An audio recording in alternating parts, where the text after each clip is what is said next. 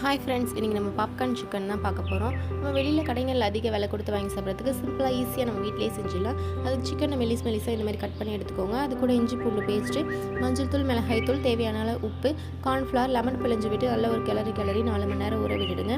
அப்புறம் ஒரு தட்டில் ஒரு 4 ஸ்பூன் கார்ன்ஃப்ளவர், ஒரு அரை ஸ்பூன் அரிசி மாவு, ஒரு அரை ஸ்பூன் மிளகுத்தூள், ஒரு அரை ஸ்பூன் மிளகாய் தூள், தேவையான அளவு உப்பு போட்டு நல்லா கிளறி எடுத்துக்கோங்க.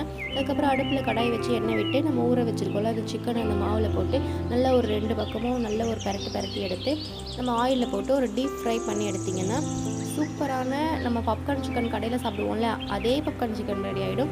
கண்டிப்பாக ட்ரை பண்ணி பாருங்கள், உங்களுக்கு பிடிக்கும். அது கூட மைனீஸ் தொட்டு சாப்பிட்டிங்கன்னா நம்ம வெளியில் கடைகளில் சாப்பிட்ற அதே மாதிரி தான் இருக்கும். ட்ரை பண்ணி பார்த்துட்டு கமெண்ட் பாக்ஸில் கமெண்ட் பண்ணுங்கள். என்கிட்ட மைனீஸ் இல்லாதனால நான் டொமேட்டோ கெச்சப் யூஸ் பண்ணிக்கிட்டேன். அப்படியே இந்த வீடியோ பிடிச்சிருந்தா லைக் பண்ணுங்கள், ஷேர் பண்ணுங்கள். மறக்காமல் நம்ம சேனலை சப்ஸ்கிரைப் பண்ணிவிடுங்க. இது வரைக்கும் சப்ஸ்கிரைப் பண்ண ஃப்ரெண்ட்ஸ் எல்லாருக்கும் ரொம்ப தேங்க்ஸ். சப்ஸ்கிரைப் பண்ணாங்க, மறக்காமல் சப்ஸ்கிரைப் பண்ணிவிடுங்க. தேங்க்யூ.